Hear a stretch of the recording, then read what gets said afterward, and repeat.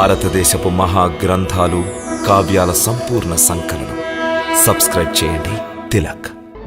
ఆ యుద్ధంలో వాలి దుందుబిని సంహరించాడు. వాలి వాడి విగత శరీరాన్ని 2 చేతులతో పైకెత్తి గిరగరా నలువైపులా తిప్పి విసిరి కొట్టాడు.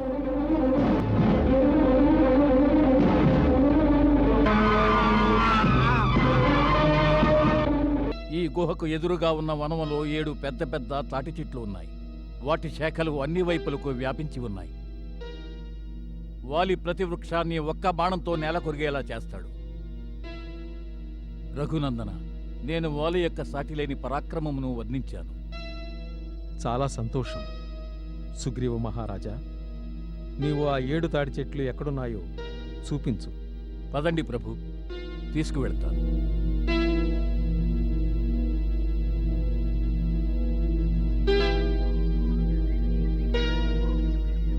శ్రీరామ, అవిగో చూడండి 7 వృక్షాలు.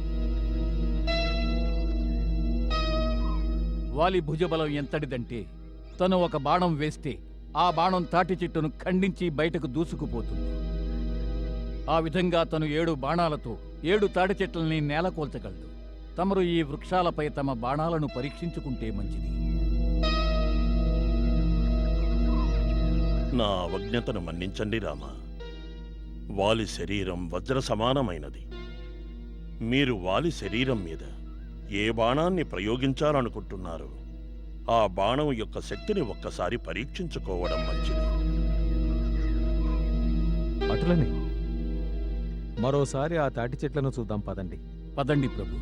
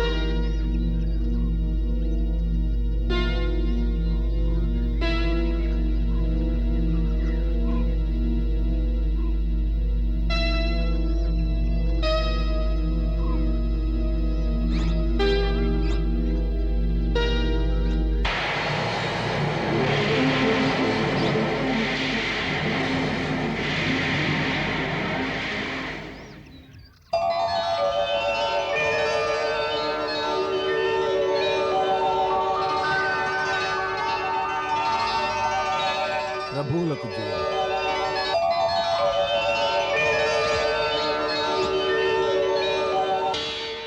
ఇప్పటికైనా నేను ఇచ్చిన మాట మీద నమ్మకం కుదిరిందా? క్షమించండి ప్రభు, నాకు నా విజయం మీద పూర్తి నమ్మకం ఏర్పడింది. వెంటనే కిష్కింధకు వెళ్ళి వాలిని యుద్ధానికి రమ్మని పిలు. తమ ఆజ్ఞ ప్రభు.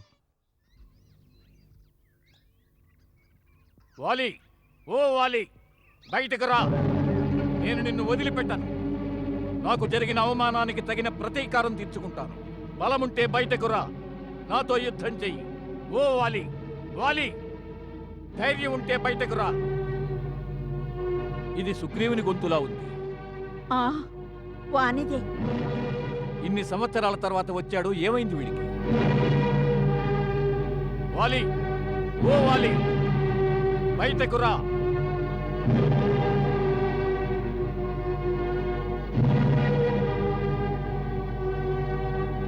తొందరపడకండి స్వామి.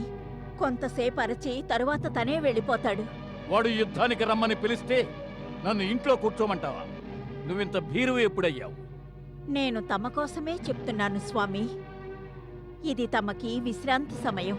విశ్రాంతి నేను వచ్చి తీసుకుంటాను. సుగ్రీవుడు నా ముందు ఎక్కువసేపు నిలబడలేడు.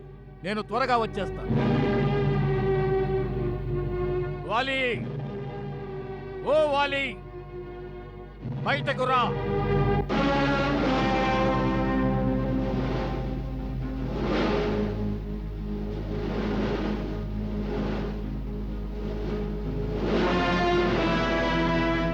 కలుగులో దాక్కున్న మూషికమా, నన్ను జయించడం నీ వల్ల కాదు.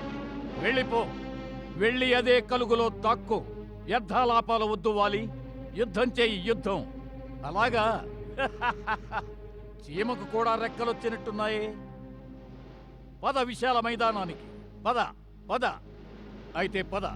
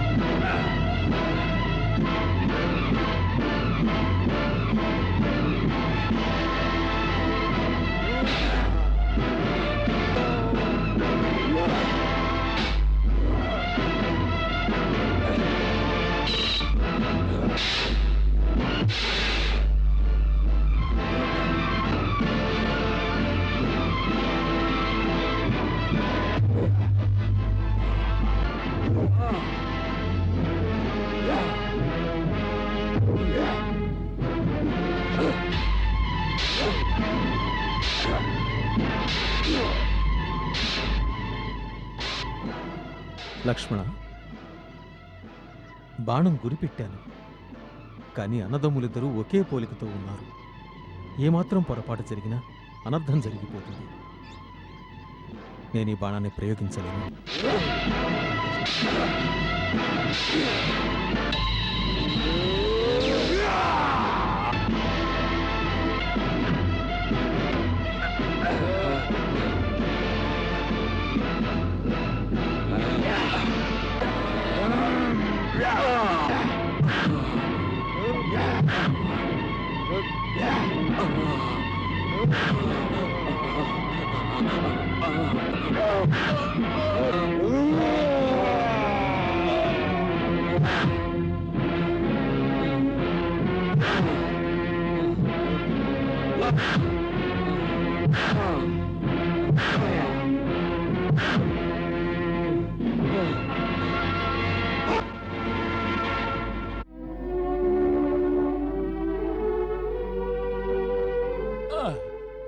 మహారాజా, కాస్త వచ్చుకోండి, అంతా సర్దుకుంటుంది.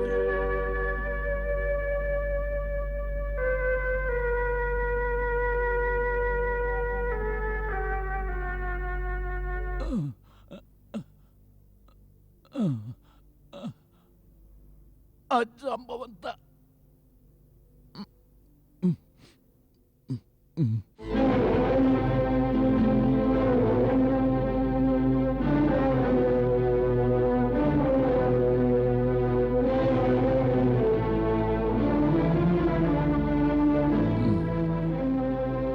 సుగ్రీవ మహారాజా,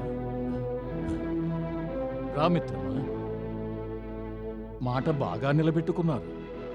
ఎంత సహకరించారు. మైత్రిని నిలబెట్టుకున్నారు. చాలా బాధగా ఉందా మిత్రమా? రఘురామ, నేను తమతో ముందే చెప్పాను. వాలి నా అన్న కాదు, నా పాలిట కాలుడు. అయినా తమరు నన్ను రెచ్చగొట్టి మృత్యుముఖంలోకి పంపారు. నేను దెబ్బలు తింటుంటే వినోదంగా చూశాను. రఘునందన, తమరెందుకిలా చేశారు? వాలిని నేను చంపలేనని తమరు ముందే నాతో చెప్పుండాలి. నేను తనతో యుద్ధానికి వెళ్ళుండేవాణ్ణి కాదు. నీ కోపం సహజమైనది, కాని శాంతచిత్రవై నేను బాణం ఎందుకు ప్రయోగించలేదో అర్థం చేసుకో. మీ ఇరువురి వేషం, దుస్తులు, ఎత్తు, నడవడిక అన్ని విధాలా ఒక్కలాగే ఉన్నారు. అన్నదమ్ములిద్దరూ రూపంలో ఒక్కలాగే ఉన్నారు. మీ ఇద్దరిలో ఉన్న పోలికలు చూసి నేను భ్రమలో పడిపోయాను. ఒకవేళ నా తప్పిదం వల్ల నా బాణం నీ హృదయాన్ని చీల్చివేసుంటే నాకెంతటి ధర్మ సంకటమో తెలుసా? నన్ను శరణు కోరిన ఒక ప్రాణిని వధించిన కళంకం రఘుకుల కీర్తిని మట్టిపాల్చేసుండేది. ఆ కారణంగాని నేను శత్రుసంహార బాణాన్ని ప్రయోగించలేదు. అందువల్ల నువ్వు ఇంత కష్టపడవలసి వచ్చింది.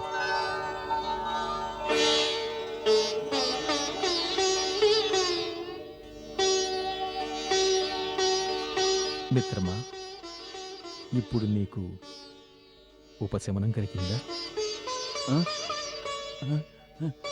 ప్రభు, ఇది ఎంతో విచిత్రంగా ఉంది ప్రభు. కేవలం తమ స్పర్శతోనే నా బాధలన్నీ దూరమైపోయాయి. ఒక నూతనోత్సాహము, శక్తి నాలో కలిగినట్టుగా ఉంది. ప్రభు శ్రీరామ, తమ అమృతహస్తాల అమోఘ స్పర్శతో మృత శరీరంలో కూడా చైతన్యం కలుగుతుంది. శ్రీరాముని మహిమకి అంతే లేదు. వాయుపుత్ర, మరీ మమ్మల్ని ప్రశంసించకు. మాకు ఏ మహిమలు లేవు. ఇది కేవలం ఒక మిత్రుని కోసం, ఇంకో మిత్రుడి నిజమైన స్నేహం, సద్భావనల ప్రభావం మాత్రమే. వానరరాజు సుగ్రీవుడు కేవలం మిత్రుడే కాదు, ఈ సమయంలో మాకు ఆశ్రయమిచ్చినవాడు కూడా. మిత్రవత్సల, నా ప్రాణములు తమ అధీనం. ఇలా అని నన్ను సిగ్గుపడేలా చేయకండి. తమరు నాకు ఆదేశమివ్వండి, కర్తవ్యం సెలవీయండి ప్రభు. నీ సోదరుడు వాలిపై ప్రతీకారం తీర్చుకోవాలి, మరల యుద్ధానికి పిలవాలి. లక్ష్మణ, అగ్రజ, గుర్తు కోసం ఒక పుష్పమాలను సుగ్రీవుని మెడలో అలంకరించు. దానివల్ల ఇతన్ని నేను గుర్తించగలను. ఆజ్ఞ ప్రభు.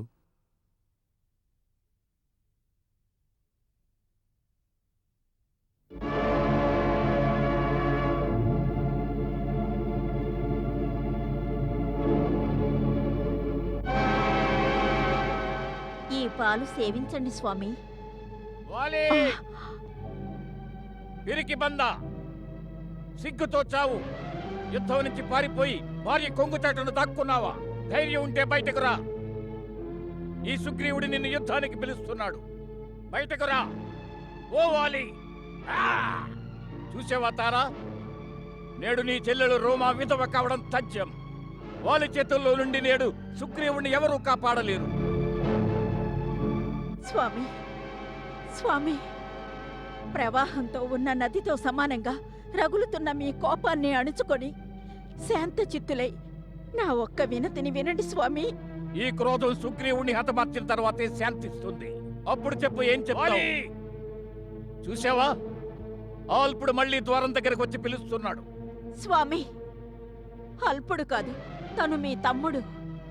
అన్నదమ్ముల మధ్య యుద్ధం లోకులు చూసి నవ్వడానికే కారణమవుతుంది. లోకం మీకే దోషాన్ని ఆపాదిస్తుంది. పెద్దవారు మీరే స్వామి. పెద్ద చిన్న తేడాలు అమ్మ ఒడితోనే అంతమవుతాయి. ఒక రాజ్యానికి ఇద్దరు రాజులు ఉండకూడదు, వారు అన్నదమ్ములైనా సరే. సుగ్రీవుడు స్వార్థపరుడు, దురాశాపరుడు, రాజ్యకాంక్షవాడికి. తనది రాజ్యకాంక్ష అయినప్పటికీ మీరు చేసేది భాతృద్రోహం స్వామి. తారా, నీవు మా భార్యవై ఉండి మమ్మల్ని ద్రోహులంటావా? పిరికివాణ్ణి చేయాలనుకుంటున్నావా? లేదు స్వామి, వీరాధి వీరులు మీరు. మిమ్మల్ని ఎదిరించే శక్తి త్రిభువనాల్లో ఎవరికీ లేదు. కానీ వీరావేశంలో వివేకాన్ని కోల్పోతే వినాశనానికి కారణమవుతుంది స్వామి. ఎవరి వినాశనం? నాథ, ఆవేశపడకండి, కాస్త ఆలోచించండి.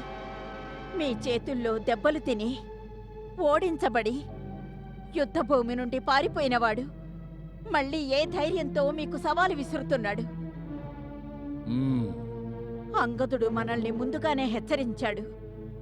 హనుమంతుడు ఇద్దరు మానవ తాపసుల్ని సుగ్రీవుని సహాయార్థం తీసుకువెళ్ళాడని.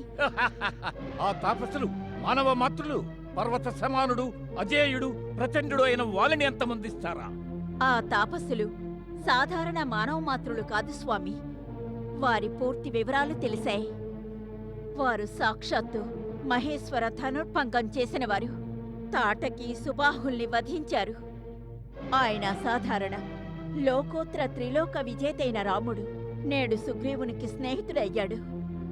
వారి ప్రోత్సాహం వల్లనే తను మళ్ళీ మిమ్మల్ని యుద్ధానికి పిలుస్తున్నాడు స్వామి.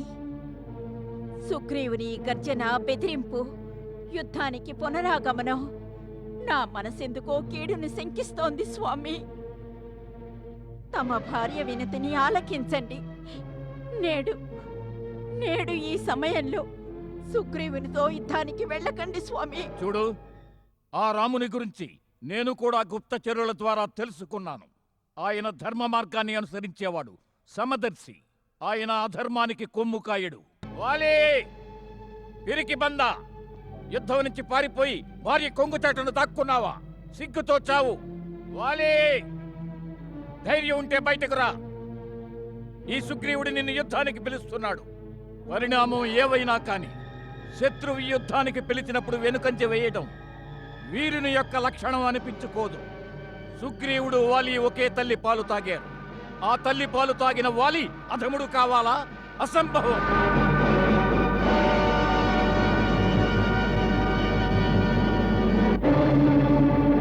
స్వామి, స్వామి, నాథ, నాథ, అలనాడు మీ తండ్రి గారికి దేవరాజైన ఇంద్రుడు ప్రసాదించిన ఈ స్వర్ణమాలని ధరించటం మీరు మరచినారా?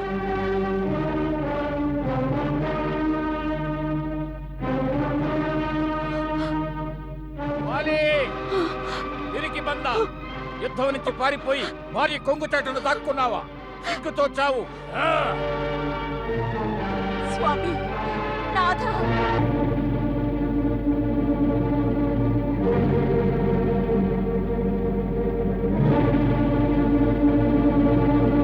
సిగ్గులేనివాడా, నువ్వు మళ్ళీ వచ్చావా?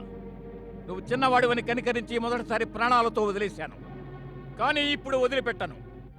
బహుశా నీ మృత్యువే నిన్ను కిష్కిందా ద్వారం దగ్గరికి ఈడ్చుకొచ్చి ఉంటుంది. ఎవరు మరణిస్తారో యుద్ధానంతరమే తెలుస్తుంది. సుగ్రీవా, ఎందుకు నా చేతుల్లో చస్తావు? ఎప్పటికైనా వెళ్ళిపో. పిరికివాడిలా మాట్లాడుకోవాలి. తల్లిపాలు తాగి ఉంటే తక్షణం యుద్ధానికి రా.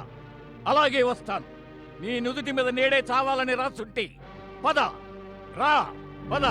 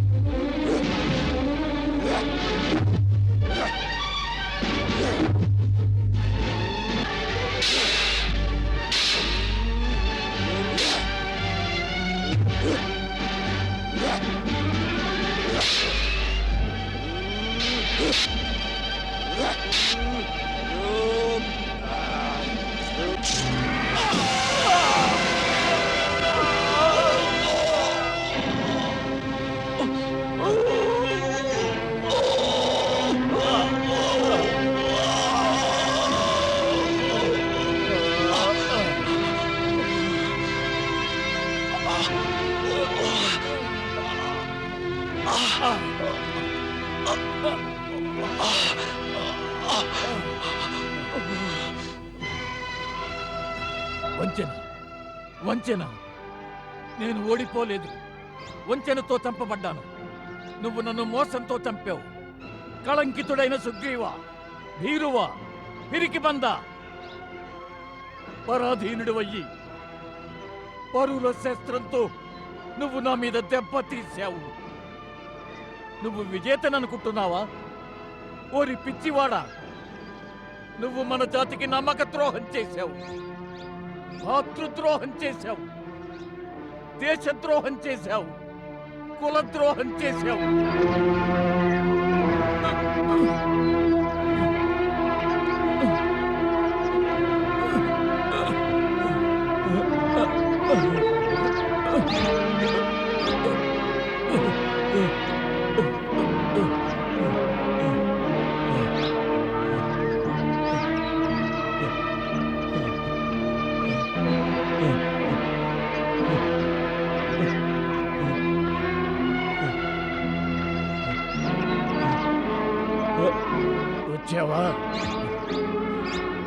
నీవే రాముడివన్నమాట. ఆ? రాజకుల శిరోమణి శ్రీరామ, దశరథ నందన రఘుకుల భూషణ. ఎవరి కీర్తి పతాకమైతే ఆర్యావర్తమంతటా ఎగురుతున్నదో ఆ రాముడివా నీవు? సరిగ్గా గుర్తించావు కపివరా. వీరే పురుషోత్తములైన శ్రీరామచంద్రుడు. ప్రథమ దర్శన తరుణములో కిష్కిందాపతి వాలి యొక్క నమస్కారమును స్వీకరిస్తావా?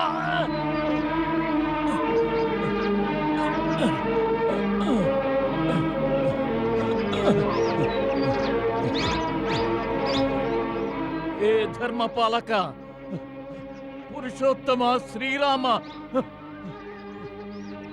నాకు సందేహ నివృత్తి చెయ్యి. ఏ నియమ నిబంధనలు నువ్వు పాటించావు రామా? చాటున ఉండి నా మీద దెబ్బతీశావు కదా.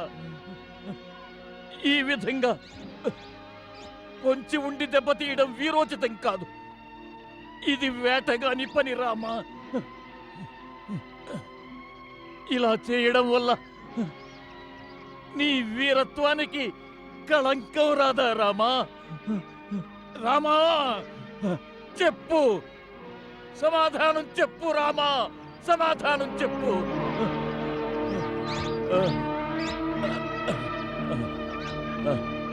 ఆంజనేయ, బాణాన్ని తొలగించు. బాధ ఉపశమిస్తుంది.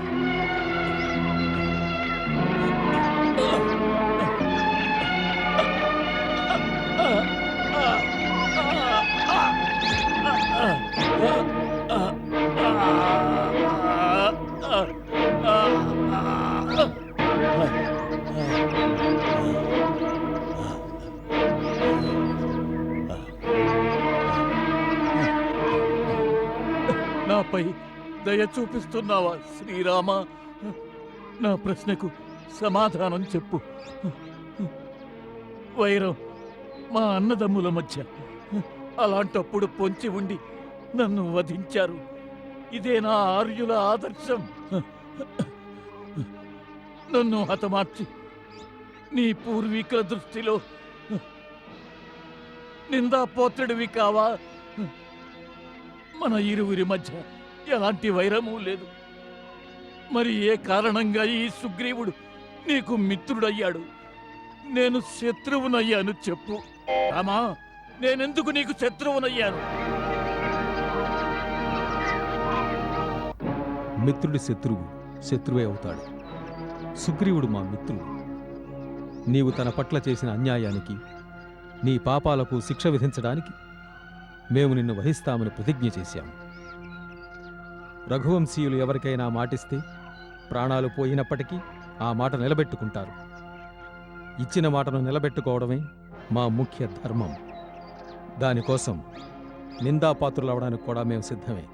రామా, సుగ్రీవునితో మైత్రి వెనుక రావణుడు అపహరించిన నీ భార్యను విడిపించాలన్న స్వార్థం దాగి లేదా? కానీ ప్రాణభయంతో పర్వత గుహల్లో తలదాచుకునే ఈ పిరికివాడు నీకు ఏం సహాయం చేయగలడు చెప్పు. అంతకంటే నీవు కిష్కిందాపతి వాలి దగ్గరకు వచ్చుండాల్సింది. అప్పుడు తెలిసేది. ఈ పాటికి నేను ఆ దుర్మార్గుణ్ణి బంధించి నీ పాదాలపై పడవేసేవాణ్ణి. సీతాదేవిని వాడు సాగర గర్భంలో కాని,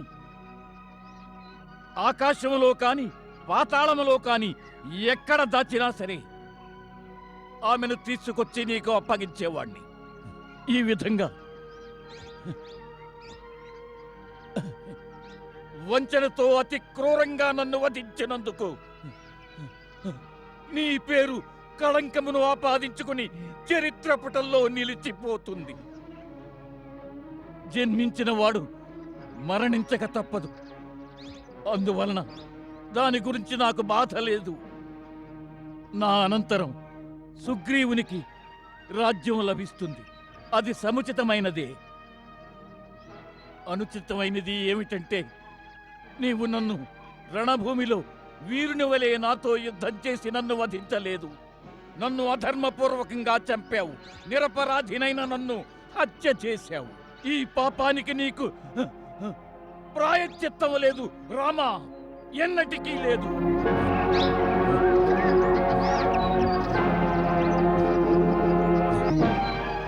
వానర రాజా, నేడు మరణావస్థను అనుభవిస్తున్న నువ్వు ఏ ధర్మం, సత్కర్మలు, నీతి గురించి మాట్లాడుతున్నావో నీ జీవిత కాలంలో అదే ధర్మం, సత్కర్మ, నీతి న్యాయాల గురించి నీవు కలలో కూడా ఆలోచించలేదు.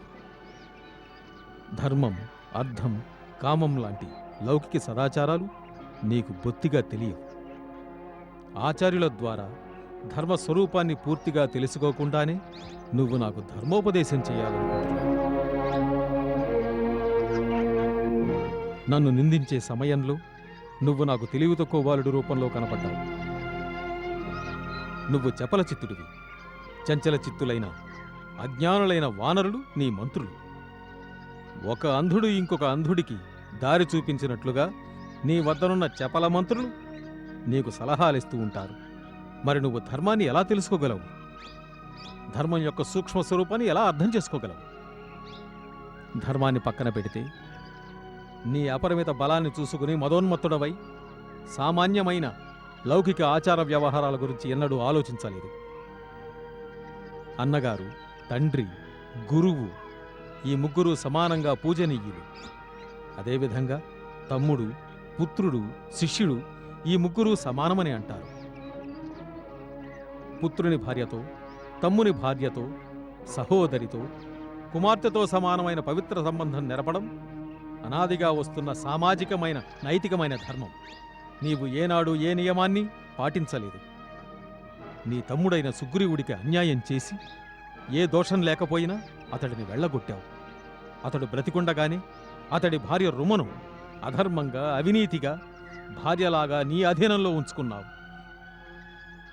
నీలాంటి పురుషుణ్ణి వధించడమే సముచిత దండనగా భావించబడింది. ఒకవేళ ఇది నా పాపమే అయితే దండించే అధికారం కేవలం రాజుకే ఉంటుంది.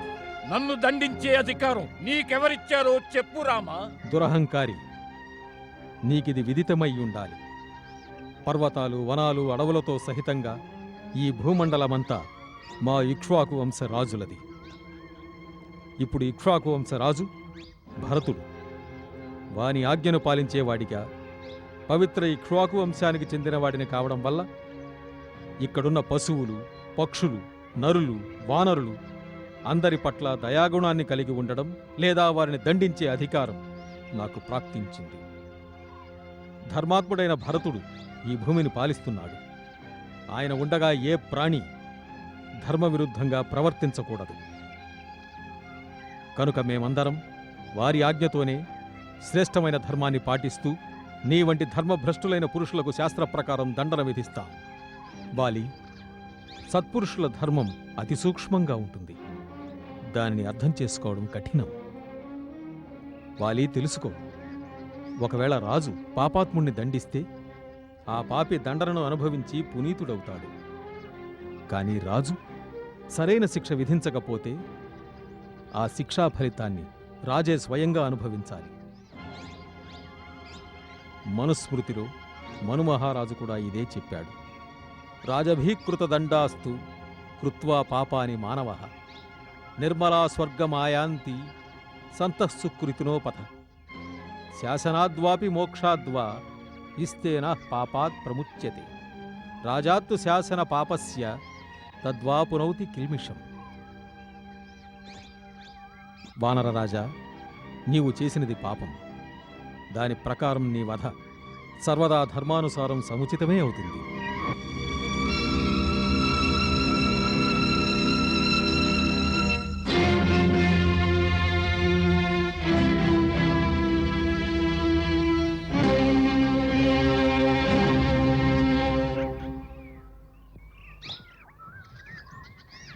దివ్య స్వరూపుడవైన రామ, నా కళ్లకు కమ్మిన అహంకారపు పొరలు పూర్తిగా తొలగిపోయాయి.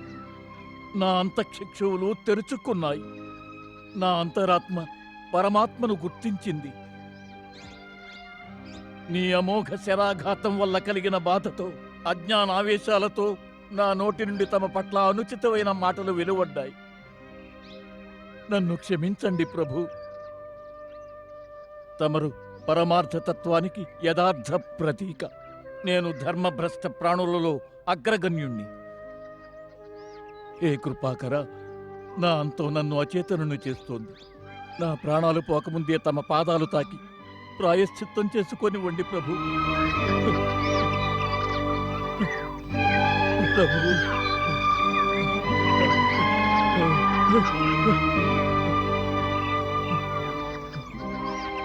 ప్రభు. వానర రాజా, ప్రాయశ్చిత్తం నీవు దండన అనుభవించినప్పుడే జరిగింది. మనువు చెప్పాడు, రాజు వల్ల దండన పొంది మానవుడు మరల పాపహీనుడు పవిత్రుడు అవుతాడు. అందువల్ల రాజా, నీవిప్పుడు పునీతుడవు కనుక అధైర్యపడకు. నీ మనసులోంచి మృత్యుభయాన్ని తొలగించు. మేమందరం నీ దీర్ఘాయువును మనసారా కోరుకుంటూ నీకు సేవలు చేసి ఉచితోపచారాలు గావించి నీ ప్రాణాల్ని రక్షిస్తాం. ప్రభు, ఇప్పుడు నాకు రక్షణ ఎందుకు? మరణించినవాడు మళ్ళీ మళ్ళీ జన్మిస్తాడు. కాని తమ చేతుల్లో మరణిస్తే మోక్షం లభిస్తుంది. రామా, ఇటువంటి మరణం ఎవరికీ లభించదు, ఎవరికీ లభించదు రామా.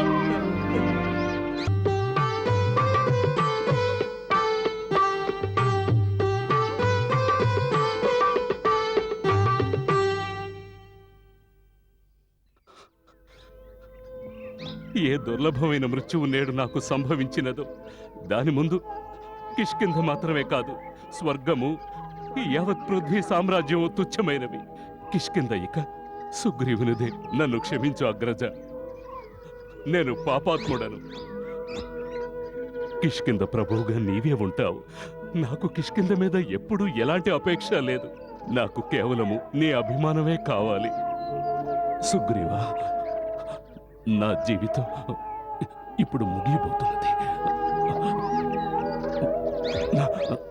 నా మెడలో వేలాడుతున్న ఇంద్రప్రసాదితమైన ఈ సువర్ణ మాలను శీఘ్రమే తీసివేసి నీవు ధరించు. వద్దు అగ్రజ, వద్దు. సమయం వృధా చేయకు సుగ్రీవా. వద్దు అగ్రజ, వద్దు. ఇందులో కిష్కింధ లక్ష్మి యొక్క ప్రతిరూపం వసిస్తోంది.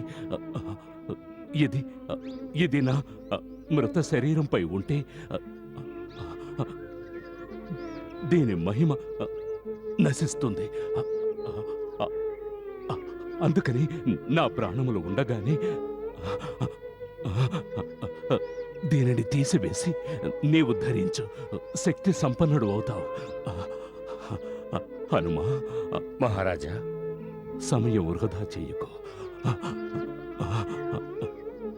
నా నా నా కంఠము నుండి తీసివేసి సుగ్రీవుని గళమునందు అలంకరించు. ఆజ్ఞ మహారాజా.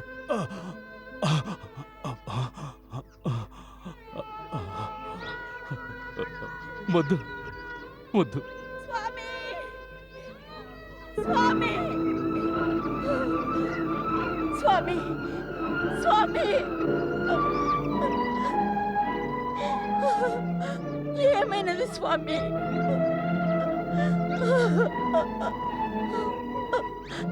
రత్న ఖచ్చిత సింహాసనంపై ఆశీనులు కావలసిన మీరు ఇక్కడ ఉండకూడదు. మహాగజరాజులు, గిరిరాజులు తమ ఘాతమునకు ధూళి దూసరములై మట్టిలో కలిసినారు. స్వామి, తమరిక్కడ ఉండకూడదు. లేవండి స్వామి, లేవండి. తారా, తారా, నీవు అన్నీ తెలిసిన దానవు. ధైర్యముగా ఉండు. చూడు, నీ ఎదురుగా ఉన్నది ముల్లోకముల నేలే దేవుడు శ్రీరామచంద్రుడు. లేదు, నేను చూడలేను స్వామి. నాకు ముల్లోకములు తమరే స్వామి. లేవండి, లేవండి. తమరి కిష్కింధ రాజభవనానికి పదండి స్వామి. రాజభవనానికి పదండి. నాకు కొన్ని నిమిషాలు, క్షణాలు మాత్రమే శ్వాస మిగిలి ఉన్నది. ఇప్పుడు నీవు ఎక్కడకు తీసుకువెళ్ళి కూర్చోబెట్టిన కిష్కింధ రాజును కాగలనా? నన్ను తమతో తీసుకువెళ్ళండి స్వామి.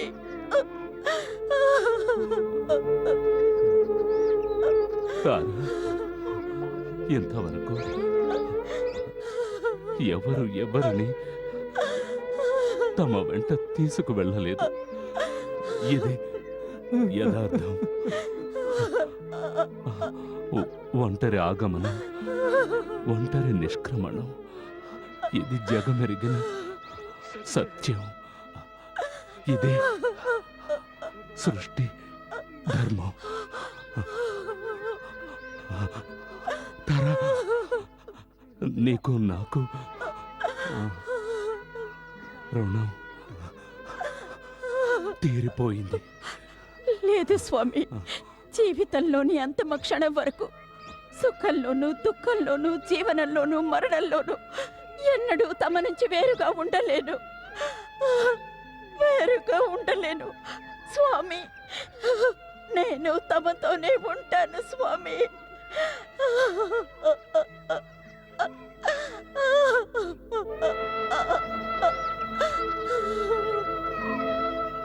దేవి, పతివ్రత శిరోమణి, నీ ఈ పలుకులు, నీ ఈ విలాపము అనంత పదమునకే నీ పతి ఆత్మ యొక్క వేదనకు కారణభూతమవుతున్నది. నీ ప్రాణనాథుని శాంతముగా ప్రాణములు త్యాగం చెయ్యది. లేదు స్వామి. రామ్, రామ్, స్వామి. రామ్. స్వామి. అగ్రజా!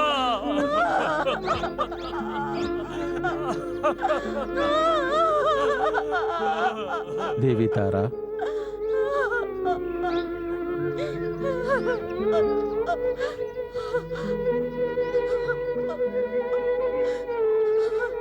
సూర్యవంశ వనితలకు విలాప సంతాపములు శోభనీయవు. నీ వాలి కూడా ఒక ప్రాణి. ఈ వాలి శరీరమును నీ భర్తగా భావించినట్లయితే అప్పుడు ఈ ధరిత్రి, జలము, అగ్ని, వాయువు, ఆకాశము వంటి పంచతత్వాలతో కూడిన ఈ కాయము ఇక్కడే పడి ఉన్నది.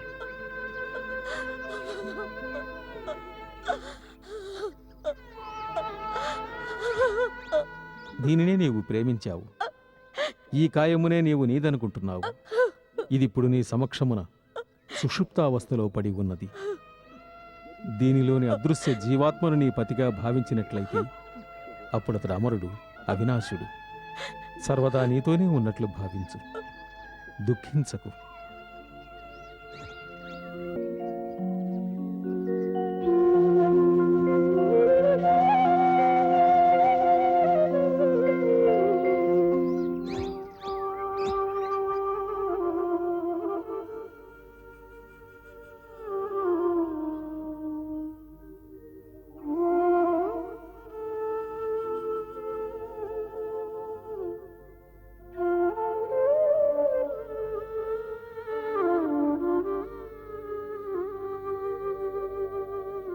ప్రభు,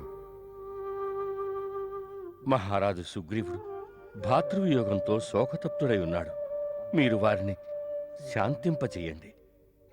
అప్పుడే వారు కిష్కింధా రాజ్యభారాన్ని వహించగలరు. అవునా మిత్రమా? ప్రభు, నా సోదరుని సంహరించిన పిమ్మట రాజు కావడానికి నా ఆత్మ అంగీకరించడం లేదు. నేను మహాపాపిని. నాకు రాజ్యార్హత లేదు. సన్యాసం స్వీకరించి వనములకు వెళ్ళి పాప ప్రక్షాళన చేసుకోవాలని నిర్ణయించుకున్నాను.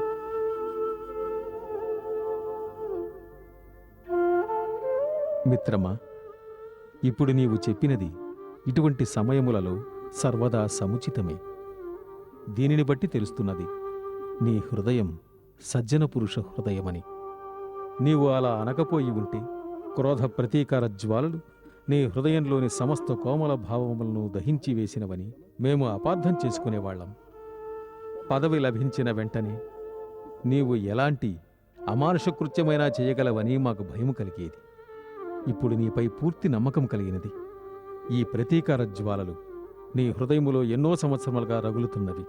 అవి నీ సోదరుని మరణముతో శాంతించినవి.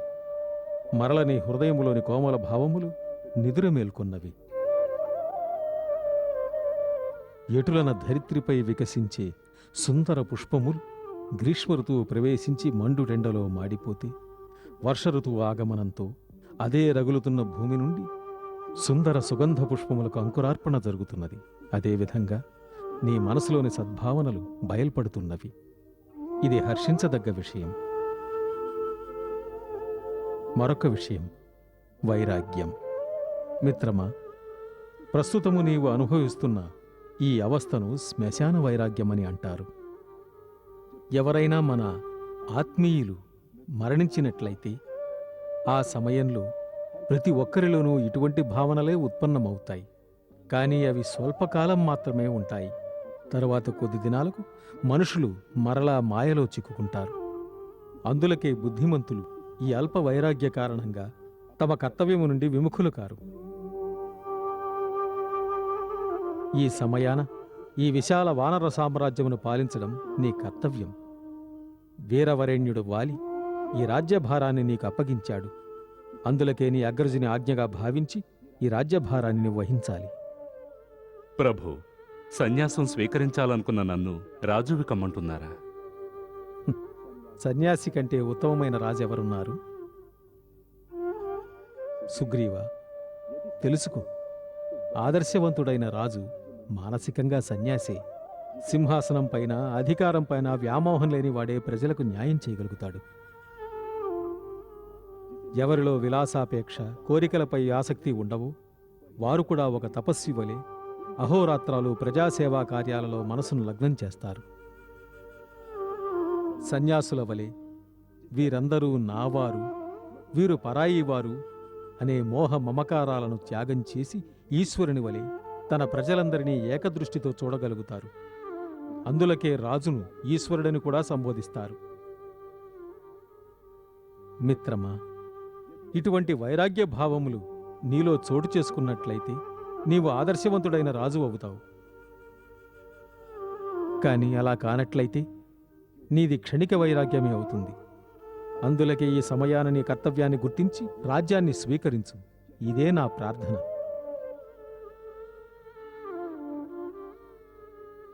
మరొక విన్నపం కూడా ఉంది. ఆజ్ఞాపించండి ప్రభు. వాలి తన కుమారుడైన అంగదుని నా ఆశ్రయంలో ఉంచాడు. అందులకే నేను కోరుకునేది, నీ రాజ్యాభిషేకముతో పాటు అంగదుని కూడా యువరాజు పదవిలో పట్టాభిషిక్తుణ్ణి చెయ్యాలి. అలాగే చేస్తాను ప్రభు. ఇది అత్యంత శుభప్రదమైన కార్యం ప్రభు. ప్రభు, తమకు అభ్యంతరం లేకపోతే కిష్కింధ సింహాసనంపై తమ స్వహస్తాలతో సుగ్రీవ మహారాజును రాజ్యాభిషక్తుని గావించండి. భల్లూకరాజా, నేను వచనబద్ధుడను. ఈ 14 సంవత్సరములు ఏ నగరములోనూ ఏ గ్రామంలోనూ ప్రవేశించను. నా కుమారుగా లక్ష్మణుడు కిష్కింధకు వచ్చి సుగ్రీవునికి రాజ్యాభిషేకం చెయ్యగలడు. హనుమా, ప్రభు, మీరు వెళ్ళి తగిన ఏర్పాట్లు చెయ్యండి. తమ ఆజ్ఞ ప్రభు.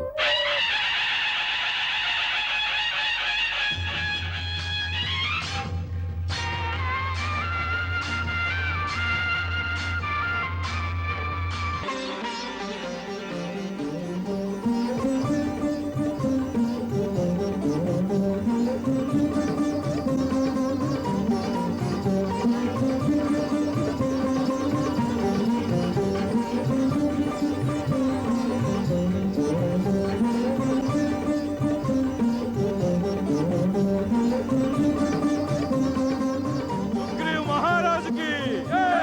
సుగ్రీవ్ మహారాజుకి! సుగ్రీవ్ మహారాజుకి! సుగ్రీవ్ మహారాజుకి! సుగ్రీవ్ మహారాజుకి!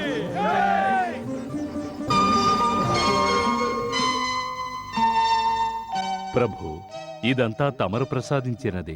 నేను తమరి ఆశీస్సుల కోసం వచ్చాను. అంగద, ఇదంతా స్వామివారి కటాక్షమే. వీరి శ్రీచరణములకు నమస్కరించు.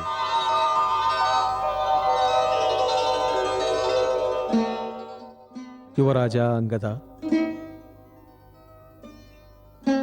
భగవంతుడు నీకు సుఖశాంతులను దీర్ఘాయువును యశస్సును ప్రసాదించుగాక.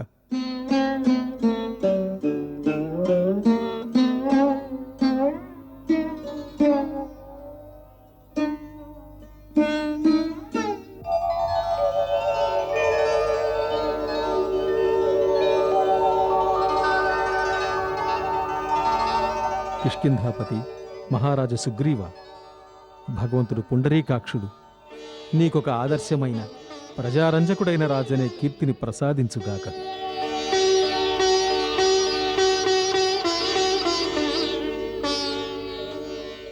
ఆసీనుడవు కమ్ము. మహారాజా,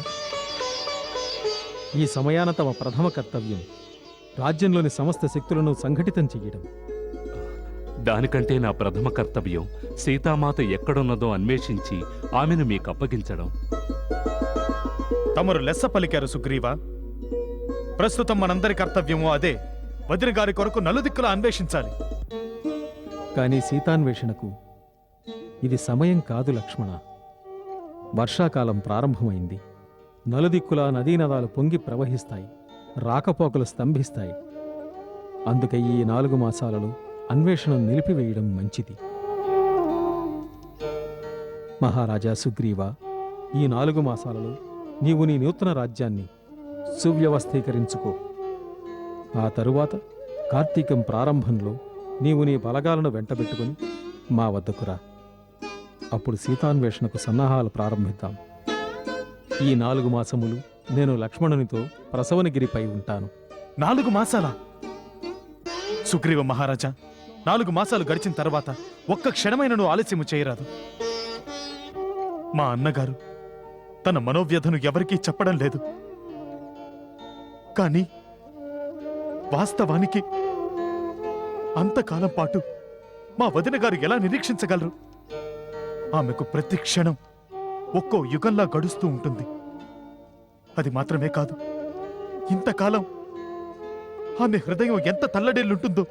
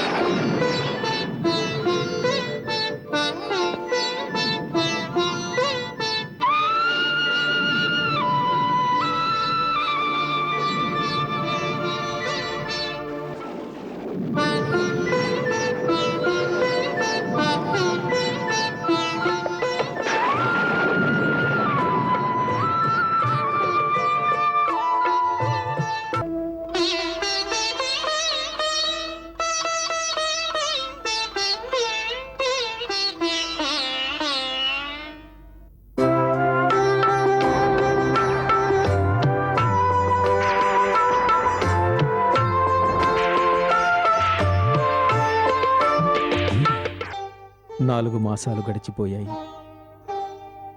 శరదృతువు శోభాయమానంగా ప్రారంభమైంది.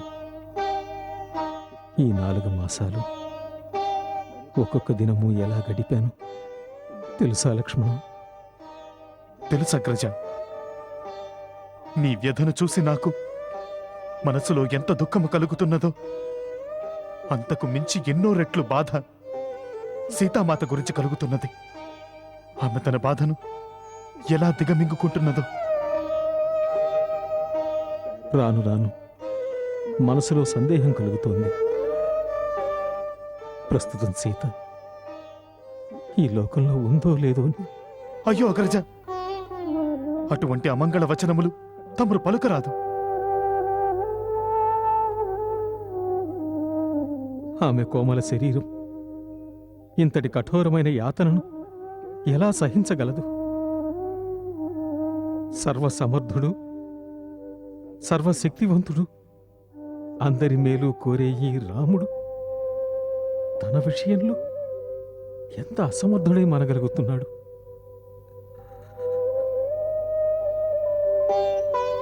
లక్ష్మణ, ఈ 4 మాసాలు గడిపినది సుగ్రీవుని వాగ్దానంపై.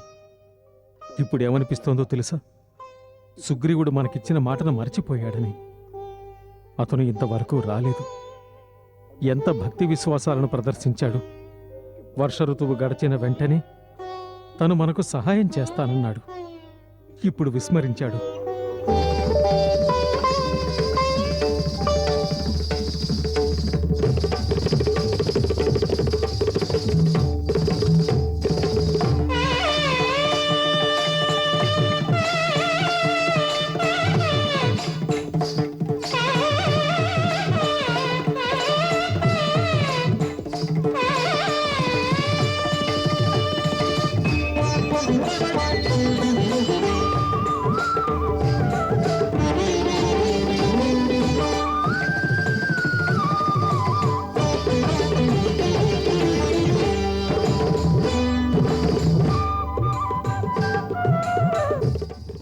నేడు కూడా మహారాజుల వారి దర్శనం కాలేదు. ఇలా మహారాజు అంతఃపురం నుండి బయటకు రాకుంటే రాజకార్యాలు ఎలా నిర్వహించడం? మీకు రాచకార్యాల గురించే చింత, కాని నాకు రామకార్యం గురించి కూడా చింతయున్నది. మహారాజు సుగ్రీవుడు భోగవిలాసాలలో మునిగి తేలుతున్నాడు. ఆయనకు రామునికిచ్చిన మాట కూడా జ్ఞాపకం లేనట్టున్నది.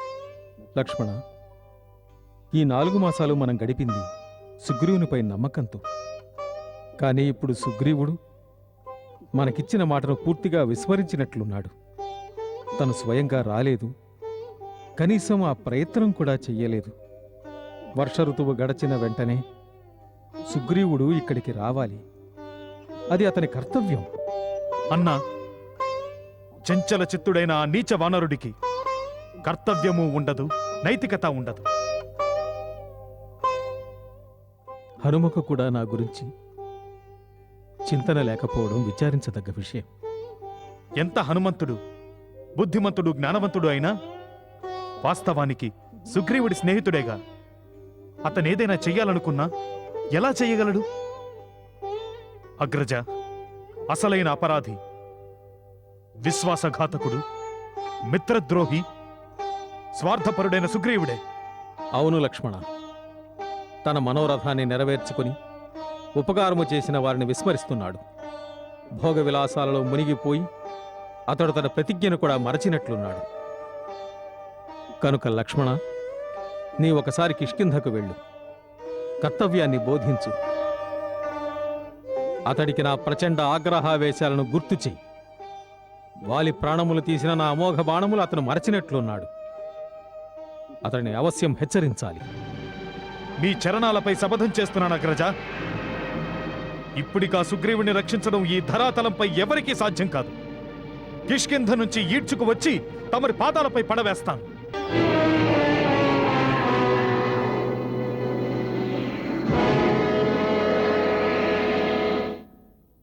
కాపాడండి ఆంజనేయ, కాపాడండి. ఏమైంది అంగడి కుమారా? ఆ లక్ష్మణుడు కిష్కింధలో ప్రవేశించినాడు. దానికి అంత భయపడవలసినదేమున్నది? ఉన్నది భల్లోకరాజా. అతడు కోపోద్రిక్తుడై ఉన్నాడు. అతడి ఆగ్రహం చూస్తే అగ్నిపర్వతాలు బద్దలైనట్టుగా ఉంది. అతడి కళ్ళ నుండి నిప్పులు కురుస్తున్నాయి. నగరంలోని రక్షక భటులు చెల్లాచెదురుగా పారిపోతున్నారు. పౌరులందరూ భయభ్రాంతులై తలుపులు మూసుకుని ఇళ్లలోనే ఉండిపోయారు. ఆయన తిన్నగా రాజభవనం వైపు వెళ్తున్నారు. ఏ ఆపద వస్తుందని భయపడ్డాను, అది ఇప్పుడు రానే వచ్చింది. కర్తవ్యమేమిటి హనుమా? లక్ష్మణుని క్రోధాగ్నికి ముల్లోకాలు కంపిస్తాయి. కిష్కింధనగా ఎంత? అతని ఆగ్రహానికి సుగ్రీవుడు బలి కాకుండా ఏదైనా ఉపాయం ఆలోచించు హనుమా. ఆ, నాకొక ఉపాయము తోచుతున్నది. అది ఏమిటో చెప్పు. లక్ష్మణుడు సుగ్రీవుని వద్దకు వెళ్ళకముందే వెనుక ద్వారం గుండా వెళ్ళి నేను పరిస్థితిని చక్కపరుస్తాను. ఎలాంటి అవాంతరము జరగక ముందే మహారాణి తారను లక్ష్మణుని సమ్ముఖానికి కుశల ప్రశ్నలతో శాంతింపజేయడానికి పంపిస్తాను. ఎందుకంటే లక్ష్మణుడు స్త్రీల పట్ల క్రోధాన్ని ప్రదర్శించడు కనుక ఈ చిన్న ఆలోచనతో కోపాగ్నితో ప్రజ్వరిల్లుతున్న లక్ష్మణుడు ప్రశాంత చిత్తుడవుతాడు. చక్కని యోచన హనుమ. నీవు బుద్ధిమంతుడవు, సర్వశ్రేష్ఠుడవు. ఇక ఆలస్యం చెయ్యకు, వెళ్ళు. అంగద, నీవు వెళ్ళి రాకుమారుడు లక్ష్మణుని కుశల ప్రశ్నలు వేస్తూ కొద్దిసేపు కాలయాపన చెయ్యి.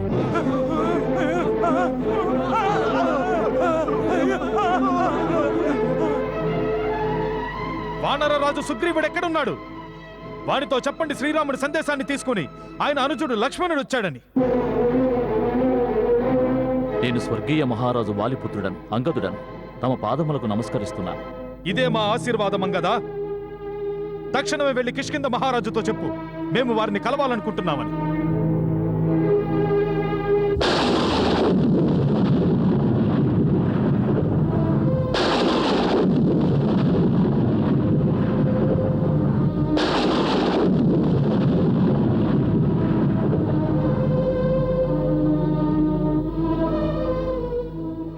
తమ ఆజ్ఞ శిరోధార్యం.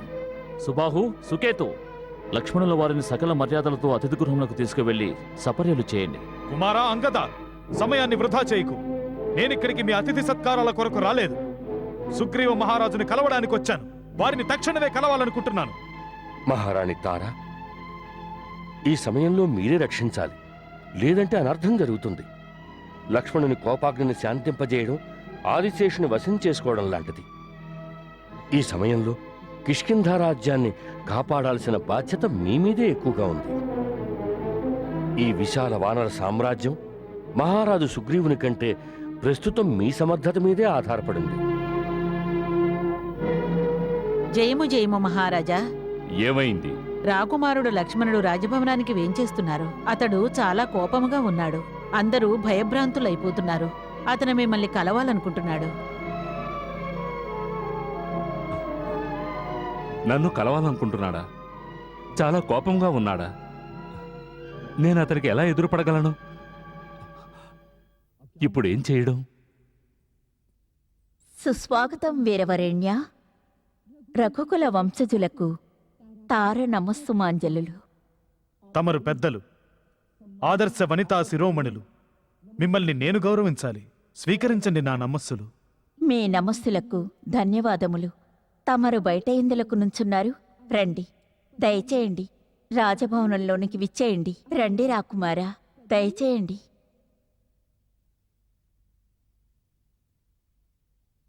రండి, దయచేయండి. తమ ఆగమనంతో ఈ రాజభవనం మాత్రమే కాదు, కిష్కింధ నగరమే పావనమైంది. ఆశీనులు కండి. నేను పూజ్యులైన శ్రీరామచంద్రుని దూతగా వేంచేశాను. తక్షణమే సుగ్రీవ మహారాజుని కలవాలనుకుంటున్నాను. అవశ్యం.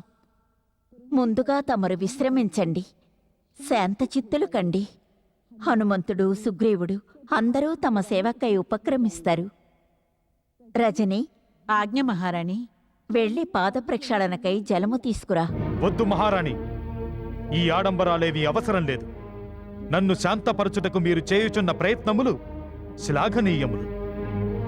కానీ సుగ్రీవ మహారాజును కలవడంలో నేను ఒక్క నిమిషం ఆలస్యం చేసినా నాకు పూజనీయులు అగ్రజులైన శ్రీరామచంద్రుని ఆజ్ఞను ఉల్లంఘించిన అపరాధినవుతాను.